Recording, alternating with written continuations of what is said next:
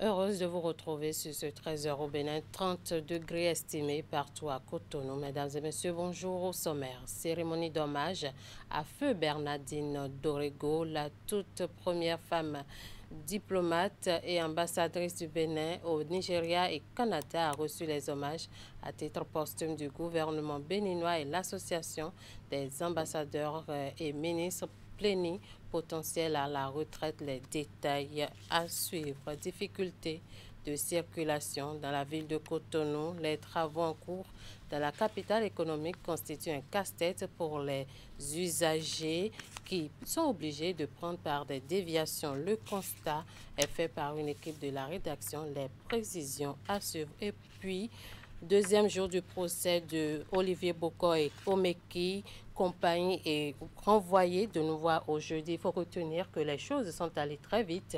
Ce mercredi, vous aurez la suite dans ce journal.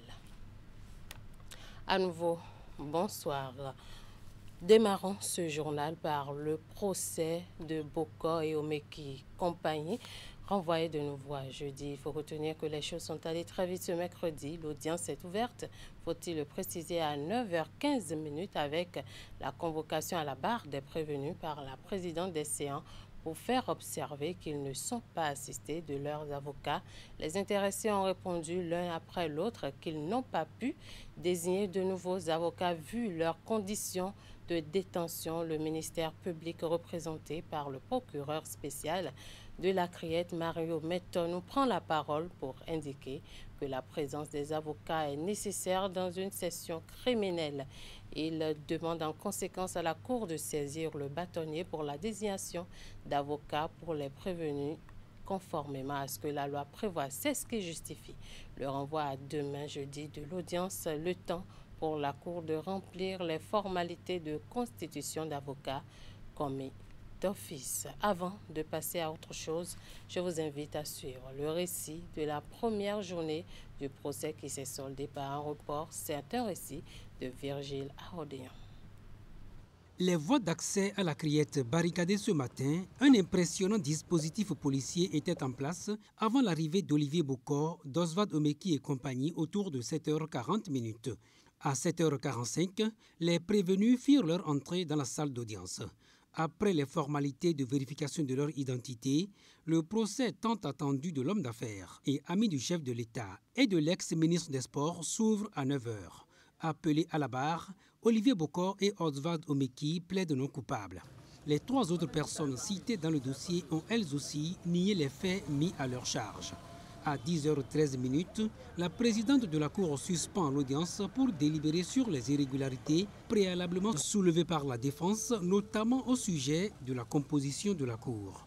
La loi impose qu'en matière criminelle, la juridiction se compose de 5 magistrats. Nous avions fait observer, ça a dû certainement échapper aux magistrats de la Criette, que la composition n'est pas régulière. Alors, lorsque la composition n'est pas régulière, il est de l'humilité scientifique de le constater, de ne pas nier l'évidence et de régulariser. Rien ne presse dans ce dossier. La composition de la Cour, devant connaître de ce genre de procès, viole selon la défense les dispositions de l'article 254 du Code de procédure pénale.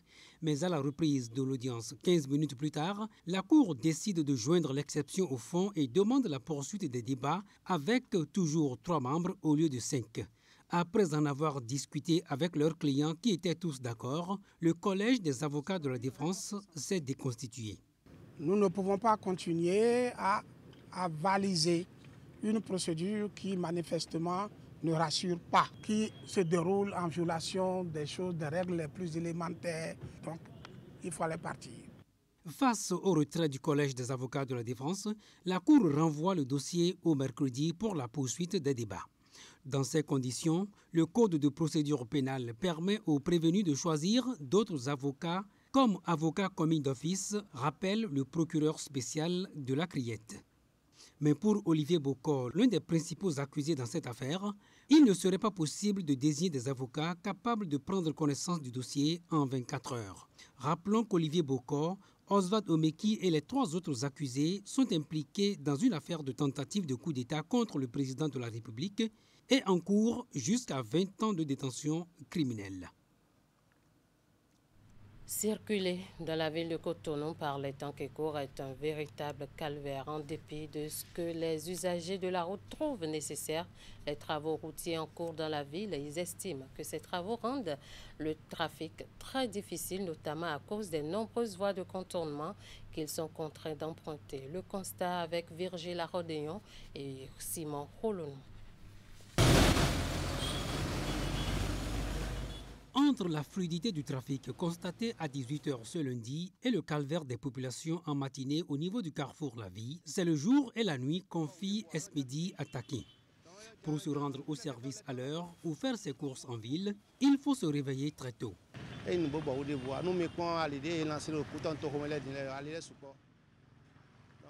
C'est très dur actuellement. Dans la matinée, le bouchon est insupportable, si bien qu'il est très difficile de circuler après 7h30.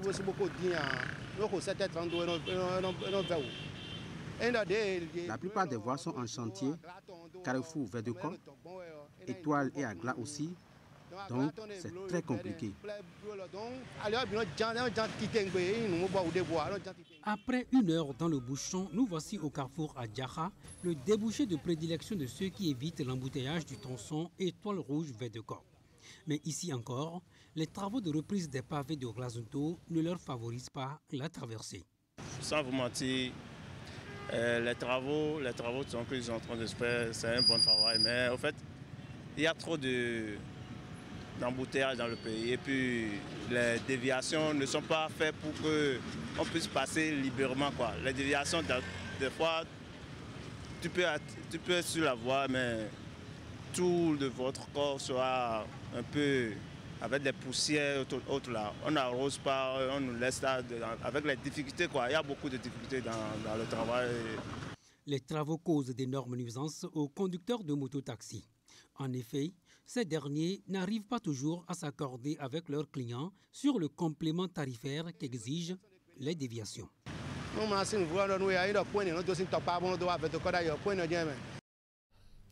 Actualité à la Haute Autorité de l'Audiovisuel et de la Communication AC. Hier, mardi 21 janvier, la plénière des conseillers a pris certaines décisions à l'encontre de certains organes de presse.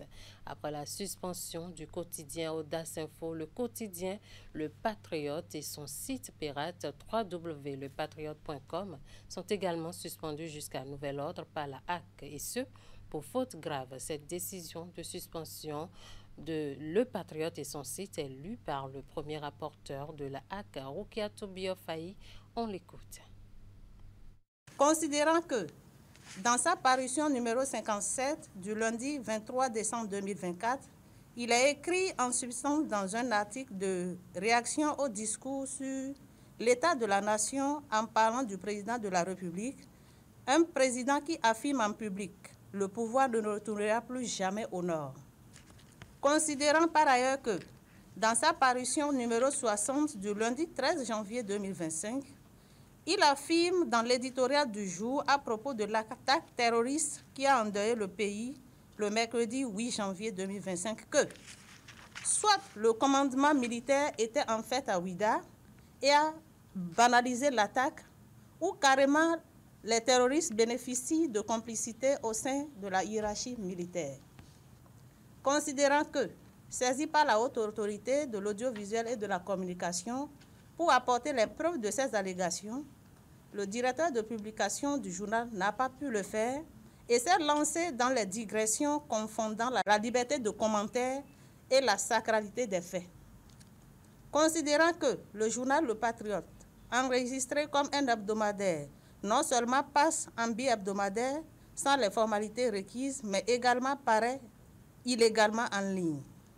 Considérant la gravité des faits et la récurrence de telles publications, la plénière, après en avoir délibéré, décide. Article 1er. Le journal Le Patriote est suspendu jusqu'à nouvel ordre, ainsi que son site pirate. Article 2. En cas de non-respect de la présente décision, le directeur de publication du journal Le Patriote s'expose aux sanctions prévues par les textes en vigueur. Article 3. La présente décision prend effet pour compter de la date de sa signature.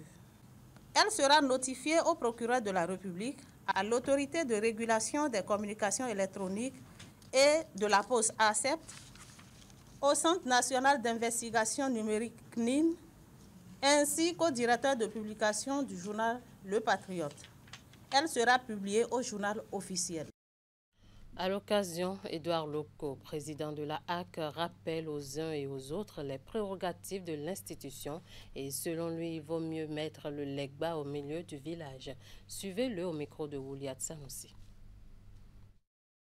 Au bout de 6 mois, de 6 longs mois d'observation, la haute autorité de la communication, septième mandature, a enfin décidé d'exercer une de ses prérogatives principales constitutionnelles, qui est la défense de la liberté de presse. Cette défense de la liberté de presse, elle se fait parfois contre les pouvoirs publics et quelquefois contre ceux qui ne veulent pas respecter les textes pris par le législateur pour jouir de cette liberté. Vous le savez très bien, les réseaux sociaux ne sauraient être un espace de non-droit. Cela se saurait. Il faut des conditions pour créer les journaux en ligne et il faut également des conditions pour exercer la profession. Nous ne voulions pas casser le thermomètre pour ne pas voir la fièvre. Ce n'est pas ça. Mais il y a des thermomètres qui sont des armes ou qui sont déjà déréglés, on ne peut plus s'en servir. Vers la liberté de presse, c'est parfois contre les professionnels de presse eux-mêmes qui parfois sont les premiers prédateurs de la liberté de presse, au même titre que les pouvoirs publics, parfois. Et nous avons l'intention d'être un peu plus réguliers, parce que nous sommes dans une année, il faut oser le dire, déjà électorale. Et avec les défis qui sont les nôtres aussi bien dans une partie de cette transformation du pays, nous n'avons pas l'intention de flancher. Notre main ne tremblera pas. Et comme je l'ai dit, j'avais dit que nous allons ramener l'église au milieu du village, mais un ami bien avisé m'a dit que peut-être il va falloir que je parle plutôt pour que tout le monde me comprenne que nous allons mettre le legba au milieu du village. Le gouvernement du Bénin, à travers le ministère des Affaires étrangères et l'association des ambassadeurs et ministres plénipotentiaires à la retraite, rendent hommage à Feu Bernardine Dorego. C'est la toute première femme diplomate de carrière et ambassadrice du Bénin au Nigeria et au Canada. Bernardine Dorego s'est illustrée par son parcours atypique qui force l'admiration, ce qui lui a d'ailleurs valu plusieurs distinctions. Elle est décédée le 20 décembre dernier à l'âge de 87 ans. Retour sur les temps forts de cette cérémonie d'hommage à travers le reportage de Julie Cho. Sans doute que de son vivant jusqu'à son décès le 20 décembre 2024, Bernardine Dorego ne pouvait s'imaginer un si bel hommage à la hauteur de ses loyaux services rendus à la nation. Et pourtant, les collègues de l'institution que cette première femme diplomate de carrière et ambassadrice du Bénin, successivement au Nigeria et au Canada, a honoré de Fort Belmané, vont s'incliner devant sa mémoire. Je prie sa famille de bien vouloir agréer l'expression de notre profonde sympathie. Je salue avec une grande déférence la mémoire de feu l'ambassadeur Bernardine Dorego. Elle était une collègue d'un immense talent et d'une grande compétence. Par ces temps où, dans notre pays, nous célébrons les femmes de qualité, les femmes d'exception, la corporation des diplomates doit s'honorer de pouvoir aligner au rang de celle-là, feu l'ambassadeur Bernardine Dorego. Du Dahomey d'hier au Bénin d'aujourd'hui, feu Bernardine Dorego aurait fait briller l'image du pays à travers le monde par sa rigueur, son honnêteté et son exigence pour le travail bien fait. Autant de qualités qui ne passent pas inaperçues chez sa famille professionnelle et le gouvernement de son pays. Ensemble, avec vous et au nom du ministre, je voudrais lui rendre les hommages de l'institution qu'elle a servi plus de 30 ans de sa vie. Une trentaine d'années de dévotion au service de la République qui ont été marqués par l'engagement, le courage et la détermination des pionniers, tant et si bien que d'elles, on peut affirmer aujourd'hui qu'un digne et fidèle serviteur de l'État s'en est allé. L'hommage que nous rendons à celle que nous appelions affectueusement la Dame de Fer est un témoignage du respect qu'elle nous inspire. Donc encore une fois, merci. Mes frères et sœurs sont très honorés de la marque d'affection que vous avez bien voulu apporter ce soir. Et malgré les circonstances difficiles, c'est un grand plaisir de voir cette salle pleine. Restons en union de prière. De 1964 jusqu'à sa retraite en 1994, Feu Bernardine Dorego aura servi de modèle même au-delà des frontières béninoises. Un parcours exceptionnel couronné de nombreuses distinctions au plan national et international. Son inhumation est prévue le samedi 25 janvier prochain à Ouida. Un mot en sport, les compétitions interclubs africaines, notamment la Champions League africaine et la Coupe de la Confédération ont rendu l'affiche des quarts de finale. Au final, les clubs de l'Afrique du Nord se sont taillés la part du lion, dont 6 sur 2 en Coupe CAF. Comment peut-on comprendre cette performance des clubs du Maghreb sur leurs adversaires de l'Afrique francophone? Prosper Vondiaoukon, journaliste sportif, tente d'apporter une analyse sur l'organisation du football au nord de l'Afrique. Il est au micro de Jules Etcho. C'est l'organisation. Le foot du Maghreb est plus organisé que le foot des autres parties du continent africain, à part l'Afrique du Sud qui essaye de faire un peu d'efforts ces dernières années pour pouvoir concurrencer. Entre-temps, il y avait le Nigeria qui faisait beaucoup d'efforts, mais après, on a baissé un peu la garde. Il y avait le Ghana aussi qui était une grande nation en son temps, mais après ils ont aussi perdu un peu de leur qualité, on va dire. Donc le Maghreb a tenu le coup, c'est l'organisation.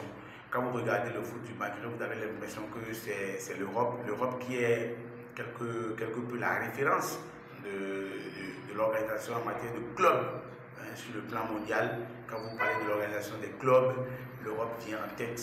Donc, le Maghreb a une philosophie quasiment comparable à cette organisation européenne. Donc, c'est ça qui fait qu'à chaque fois, vous voyez même les clubs du Maghreb rivaliser avec les autres. Parfois, même, vous prenez les clubs du Maghreb, c'est même 2 clubs du Maghreb qui disputent la finale. Je me rappelle de cette finale disputée ici à Cotonou avec la GS Kabylie et les Marocains de l'ASFA, si je me trompe, la Renaissance de Berkane plutôt, ici à Cotonou. Donc parfois même, ce sont les clubs maghrébins qui arrivent même jusqu'en demi et en finale.